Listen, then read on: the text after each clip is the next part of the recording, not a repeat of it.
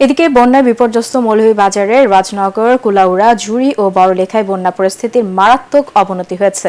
নতুন করে আশ্রয় কেন্দ্রে ছুটছেন মানুষ। কুশিয়ারা নদীর পানি শেরপুর পয়েন্টে 20 সেন্টিমিটার উপর দিয়ে ও মনু নদীর পানি চাঁদনীঘাট পয়েন্টে বিপদসীমার 65 সেন্টিমিটার উপর দিয়ে প্রবাহিত হচ্ছে।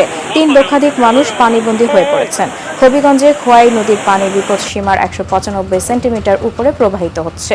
শহরের তেঘরিয়া মুসলিম কোয়ার্টার, শ্যামলী, চৌধুরী বাজার সহ বিভিন্ন এলাকার মানুষ এখন পানিবন্দী। সিলেটে 24 ঘন্টায় কুশিয়ারা নদীর পানি 4টি পয়েন্টে বিপদসীমার উপর দিয়ে প্রবাহিত হচ্ছে। কয়েকদিনের টানা বৃষ্টি ও অস্বাভাবিক জোয়ারের পানিতে তলিয়ে গেছে লক্ষ্মীপুরের বিস্তীর্ণ এলাকা। পানিবন্দী হয়ে পড়েছেন 4 লাখেরও বেশি মানুষ। চট্টগ্রামের ফটিকছড়ি উপজেলার 18টি ইউনিয়নের সবকটি বন্যায় প্লাবিত হয়েছে। রাউজান উপজেলার 8টি ইউনিয়ন এবং হাটহাজারীর 10টি ইউনিয়ন প্লাবিত হয়েছে। পার্বত্য জেলা খাগড়াছড়িতে সদরে প্রায় 3000 পরিবার আশ্রয়হীন হয়েছে বন্যায়। সড়ক তলিয়ে যাওয়ায় খাগড়াছড়ির সাথে দীঘিনালা এবং রাঙামাটির লংগদু ও বাঘাইছড়ির সড়ক যোগাযোগ বন্ধ রয়েছে।